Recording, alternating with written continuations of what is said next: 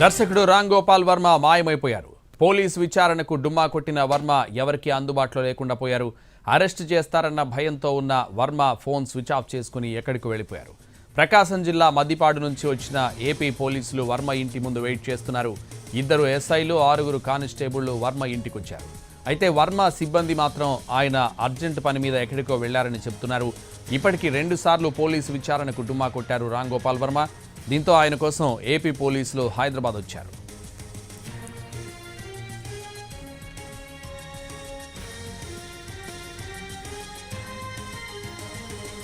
దర్శకుడు రామ్ గోపాల్ వర్మ మాయమైపోయారు. పోలీసు విచారణకు డుమ్మా కొట్టిన వర్మ ఎవరికి అందుబాటులో లేకుండా పోయారు. అరెస్ట్ చేస్తారన్న భయంతో ఉన్న వర్మ ఫోన్ స్విచ్ ఆఫ్ చేసుకుని ఎక్కడికి వెళ్లిపోయారు.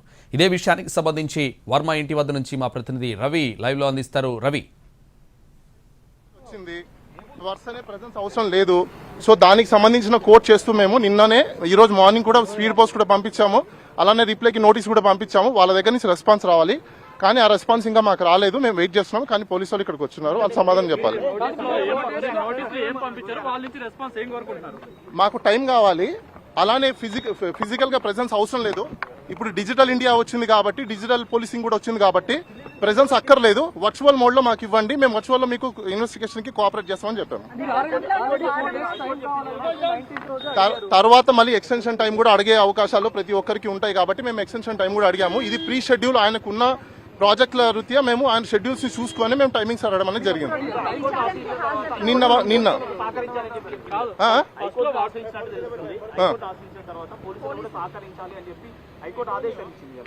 హైకోర్టుకి సహకరించాము. హైకోర్టుకి ఆశ్రయిస్తే ఇంకా బెయిల్ అప్లికేషన్ సంబంధించిన రేపు వాదనలు ఉంటాయి.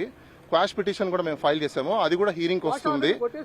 క్వాష్ కొట్టేలేదు, అదే మీకు చాలా మంది తెలియదండి. క్వాష్ కొట్టలేదు. క్వాష్ కి ఇన్స్ట్రక్షన్స్ కి నోటీస్ కి పంపించింది. వాళ్ళ సైడ్ నుంచి కౌంటర్లు దాఖలా చేయాలి. దాన్ని కొట్టేయడం అన్నారు. దాన్ని కౌంటర్స్ వేసిన తర్వాత ఫైనల్ గా హీరింగ్ చేసి అసలు ఈ కేసు నిలబడతాదా లేదా అని చెప్పి తర్వాత చెప్తారు.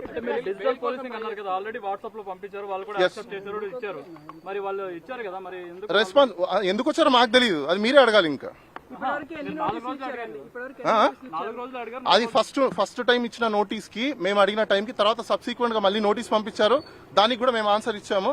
స్పీడ్ పోస్టులు కూడా పంపించున్నాము. అలానే వాళ్ళకి వాట్సాప్ లో కూడా షేర్ చేసాము. ఎస్పీకి పంపించాము, డిఎస్పీకి పంపించాము, అలానే ఎస్పీకి సంబంధించిన సీసీ వాళ్ళకి పంపించాము, ఎస్హెచ్ఓకి పంపించాము. అదే విధంగా ఎవరైతే సర్కిల్ ఇన్స్పెక్టర్ ఉన్నారో ఆయన కూడా పంపించున్నాము. ఆయన కూడా ఒకటి థర్డ్ డిగ్రీ ఎవరు ప్రయోగించినా వాళ్ళ మీద కూడా క్రిమినల్ ప్రాసిక్యూషన్ అవుతుంది. అందులో చూసి ఆర్జీవి గారు భయపడేంత సినిమా లేదు. ఎవరు కూడా ఈ రోజు పోలీసు వాళ్ళు వీఐపీ స్టేటస్ లో ఉన్న వ్యక్తులను తీసుకెళ్లి థర్డ్ డిగ్రీ ప్రయోగిస్తే ఎవరు కూడా చూస్తూ ఊరుకోరు. మేము కూడా కన్సర్న్ కాంపిటెంట్ అథారిటీకి మేము కూడా అప్రోచ్ అవుతాము. గత ప్రభుత్వం ప్రయోగించారనేది ఎవరికి తెలియదు. సో అది సుప్రీంకోర్టులో పెండింగ్ ఉంది. 19th తర్వాత మళ్ళీ కూడా సబ్సిక్వెంట్ గా నోటీస్ పంపించారు. 25వ తేదీ ఈ రోజు అటెండ్ అవ్వమని చెప్పారు. దానికి సంబంధించి మేము నిన్న లెటర్ రాసాము. ఈ రోజు మార్నింగ్ వాళ్ళకి వాట్సాప్ లో పంపించాము, పోస్ట్ లో కూడా పంపించాము. వాళ్ళకి డెలివరీ అవ్వడానికి టైం పడుతుంది. అది వాళ్ళు ఇంకా మేము మాట్లాడలేదండి, చూసి మాట్లాడలేదు. కాదండి, ఒకటే కేసులో ఫస్ట్ మేము అడిగిన మేము ఏదైతే టైం అడిగామో టైం అడిగిన తర్వాత మళ్ళీ వాళ్ళు వేరే టైంలో సేమ్ నోటీస్ ఇస్తారు. ఆ అడిగిన తర్వాత మళ్ళీ మేము కూడా రిప్లై ఇచ్చాము. సో దానికి డీటెయిల్ గా రిప్లై ఏమని ఇచ్చామంటే, ఇప్పుడు డిజిటల్ పోలీసింగ్ వచ్చిన తర్వాత ఇండియాలో మొత్తం అంతా డిజిటల్ పోలీసింగ్ వచ్చింది. బిఎన్ఎస్ఎస్ కొత్త చట్టాలు కూడా వచ్చాయి. దాంట్లో కూడా క్లియర్ కట్ రాస్తున్నారు. కాబట్టి ఫిజికల్ ప్రెసెన్స్ అవసరం లేనప్పుడు ఇలాంటి చిన్న కేసులకి మీరు వర్చువల్ మోడ్ లో కూడా హైబ్రిడ్ సిస్టమ్ లో కూడా తీసుకోండి, హైబ్రిడ్ మోడల్ లో కూడా తీసుకోండి అని చెప్పి మీరు రిక్వెస్ట్ చేయడం జరిగింది. అది లేరండి, నేను కూడా ఇప్పుడే వచ్చాను, నాకు కూడా తెలియదు. ఆయన మేబీ బిజీ షెడ్యూల్స్ లో ఉన్నారు లేదు నాకు కూడా తెలియదు. I have to go and check అండి. ఇంకా తెలియదండి, టైం వేస్ట్. ఇంకా మాకేం ఆన్సర్ రాలేదండి. ఒకటి ఆర్జీవి గారు ఇక్కడ భయపడే అవకాశాలు లేవు. ఆయన ఏం తప్పులు చేయలేదు. ఇదేమి దేశద్రోహం కేసుమో కాదు, లేకపోతే ఇంటర్నేషనల్ మాఫియానో కాదు. ఇది ఒక డిజిటల్ కి సంబంధించిన ఒక పోస్ట్ చేశారని చెప్పేసి ఒకరు కంప్లైంట్ చేశారు. అసలు నిజంగా అది కంప్లైంటా కాదా లేదా అని వెరిఫై చేయడానికి మాకు కొంచెం సమయం కావాలి. వాళ్ళు కంప్లైంట్ ఇచ్చారు, వాళ్ళు ఎఫ్ఐఆర్ కట్టారు, అది ప్రాసెస్. ఆ ప్రాసెస్ అయిపోయిన తర్వాత నెక్స్ట్ ఏం తీసుకోవాలా ఏం లేదని చూసి మేము కూడా దాని మీద యాక్షన్ తీసుకుంటాం. ఒకటి ఇప్పుడు సుప్రీంకోర్టు ఇచ్చిన గైడ్ లైన్స్ ప్రకారం ఏ వ్యక్తి అయినా పోలీస్ స్టేషన్కి వెళ్తే అది కంప్లైంట్ ఇచ్చారంటే ఎఫ్ఐఆర్ కట్టడం అనేది వాళ్ళ రెస్పాన్సిబిలిటీ కాబట్టి పోలీసు వాళ్ళు కట్టారు. తర్వాత వాళ్ళు మాకు నోటీస్ ఇచ్చారు. నోటీసుల ప్రకారం మేము కూడా ఫాలో అవుతాం. రూల్ ఆఫ్ లా ఏదైతే ఉందో దాన్ని కంటిన్యూ చేస్తాము. Anything else? Okay right. Varma తరఫు అడ్వకేట్ చెప్తున్నటువంటి ప్రకారం కూడా ఇప్పటికే నోటీస్ కూడా సర్వ్ చేశారు. ఆ నోటీస్ కి మేము రిప్లై కూడా ఇచ్చామని చెప్తా ఉన్నారు. అయితే వర్మ మరికొంత సమయం కావాలి అని చెప్పి కూడా అడిగారు. అయినా అంతలోపే పోలీసులు వచ్చారనేది రామ్ గోపాల్ వర్మ తరఫు అడ్వకేట్ చెప్తున్నటువంటి మాట. అయితే ఎప్పుడైతే పోలీసులు నోటీస్ సర్వ్ చేశారో ఈ నెల 10వ తేదీనే వర్మ పైన 7 కేసులు నమోదయ్యాయి మద్దిపాడు పోలీస్ స్టేషన్లో. మద్దిపాడు మండల టీడీపీ అధ్యక్షుడు పెట్టినటువంటి కేసు ప్రకారం ఇప్పటికే 7 కేసులు నమోదు చేసినటువంటి పోలీసులు వర్మకు నోటీస్ కూడా అందజేశారు. అదే నోటీస్ కాపీని వర్మ కూడా అందుకున్నారు. ఆ తర్వాత హైకోర్టును ఆశ్రయించారు. తనను అరెస్ట్ చేయకూడదు అనే ఒక క్వాష్ పిటిషన్ కూడా దాఖలు చేశారు. తనపైన తప్పుడు కేసులు నమోదు చేశారు అనే విషయాన్ని కూడా తను హైకోర్టు ముందు ఒక పిటిషన్ దాఖలు చేశారు. కానీ అరెస్ట్ చేయకుండా మేము రక్షణ కల్పించలేము, కానీ మీరు పోలీసుల విచారణకు సహకరించాల్సిందే అని చెప్పి హైకోర్టు చెప్పారు. దీంతో వర్మ తనకు సమయం కావాలి విచారణకు హాజరయ్యేందుకు అని చెప్పి గడువు కోరారు. ఈ నెల 19వ తేదీన వాట్సాప్ లో మద్దిపాడు పోలీసులకు ఒక మెసేజ్ చేశారు రామ్ గోపాల్ వర్మ. 4 రోజుల సమయం కావాలి, తనకు బిజీ షెడ్యూల్ ఉంది, షూటింగ్ నిమిత్తం నేను వేరే స్టేట్స్ కి వెళ్లాల్సినటువంటి అవసరం ఉంది అని చెప్పడంతో ఆ 4 రోజుల గడువు ఏదైతే కోరారో ఆ 4 రోజుల గడువు కూడా పూర్తయిపోయింది. పూర్తయి కూడా 2 రోజులుగా వస్తుంది కాబట్టి అందుకే పోలీసులు ఇక్కడికి వచ్చారని చెప్పి భావిస్తున్నారు. అయితే పోలీసులు ఇక్కడికి వచ్చిన తర్వాత వర్మను కాంటాక్ట్ చేసే ప్రయత్నం చేశారు. తను మాత్రం అందుబాటులోకి రావడం లేదు. కొద్దిసేపటి క్రితం లోపల ఉన్నటువంటి సిబ్బంది కూడా వర్మ ఇక్కడ లేరు, షూటింగ్ నిమిత్తం వెళ్లారు, తను 2 రోజులు అవుతుంది ఇక్కడికి వచ్చని చెప్తా ఉన్నారు. కానీ కాసేపటి క్రితమే వర్మ తరఫు అడ్వకేట్ కూడా వచ్చారు. మేము మరికొంత సమయం కావాలని చెప్పి మరొక పిటిషన్ కూడా దాఖలు చేశాం, పోలీసులను కూడా రిక్వెస్ట్ చేశాం.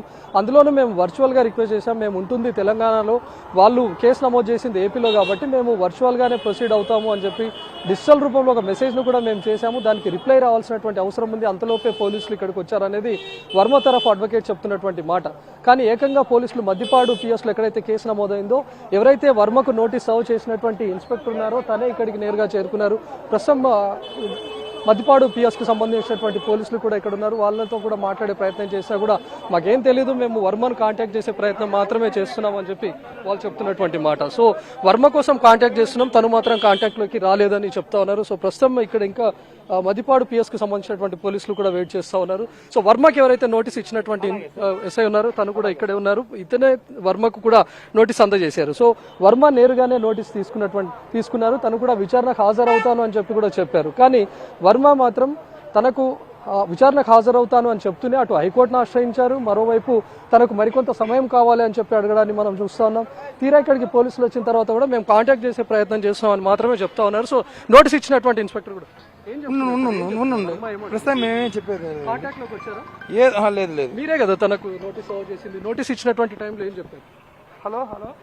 సో ప్రస్తుతం ఇక్కడికి వచ్చినటువంటి మద్దిపాడు పిఎస్కి సంబంధించినటువంటి పోలీసులు కూడా ఏం చెప్పే పరిస్థితి కూడా కనిపించట్లేదు. వాళ్ళు మేము కాంటాక్ట్ చేసే ప్రయత్నం చేస్తూ ఉన్నాం, వర్మ మాత్రం అందుబాటులోకి రావడం లేదు. మాకు ఇచ్చినటువంటి 2 నెంబర్స్ కూడా మేము డయల్ చేసి చూస్తున్నాం, ఆ 2 కూడా నాట్ వర్కింగ్ అని చెప్పి వస్తూ ఉన్నాయి. అవుట్ ఆఫ్ కవరేజ్ ఏరియాగా మరొక నెంబర్ చెప్తా ఉంది. కాబట్టి వర్మ మాకు కాంటాక్ట్లోకి వచ్చే వరకు మేము ఇక్కడ ఎదురు చూస్తామని చెప్తా ఉన్నారు.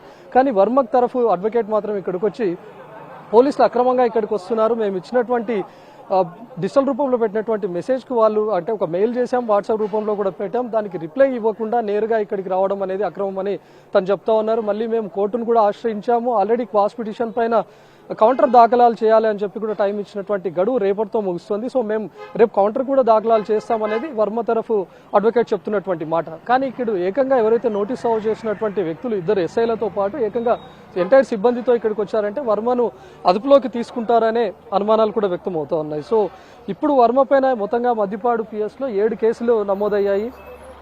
వర్మ తన సోషల్ మీడియా అకౌంట్స్లో అటు సీఎం చంద్రబాబుతో సహా డిప్యూటీ సీఎం పవన్ కళ్యాణ్ అదేవిధంగా మంత్రి లోకేష్ ఈ ముగ్గురి ఫోటోలను మార్ఫింగ్ చేస్తూ తన సోషల్ మీడియా అకౌంట్లలో పోస్టులు పెట్టారు అనే దానిపైన మద్దిపాడు మండల టీడీపీ అధ్యక్షుడు నమోదు చేసినటువంటి కేసు ప్రకారం మద్దిపాడు పిఎస్లో కేసు కూడా నమోదైంది. దానిపైన పలు సెక్షన్ల కింద మొత్తం 7 సెక్షన్ల పైన వర్మ పైన కేసులు కూడా నమోదు చేశారు. అప్పటికే దానిపైన నోటీసులు కూడా సర్వ్ చేశారు. నోటీసులు కూడా అందుకున్నటువంటి వర్మ ఒకవైపు విచారణకు హాజరవుతాను అని చెప్తూనే మరోవైపు హైకోర్టును ఆశ్రయించడం, తనకు మరికొంత గడువు కావాలనుకోవడం, గడువు ముగిసిన తర్వాత కూడా విచారణకు రాకుండా ఉండడం, విచారణకు రాలేను అని చెప్పి కేవలం అక్కడ ఉన్నటువంటి అడ్వకేట్ ద్వారా చెప్పించే ప్రయత్నం చేయడాన్ని చూస్తుంటే వర్మను పూర్తి అదుపులోకి తీసుకుంటారు, వర్మను ఖచ్చితంగా అరెస్ట్ చేస్తారనే ఊహాగానాలు కూడా వ్యక్తమవుతున్నాయి. సంతోష్.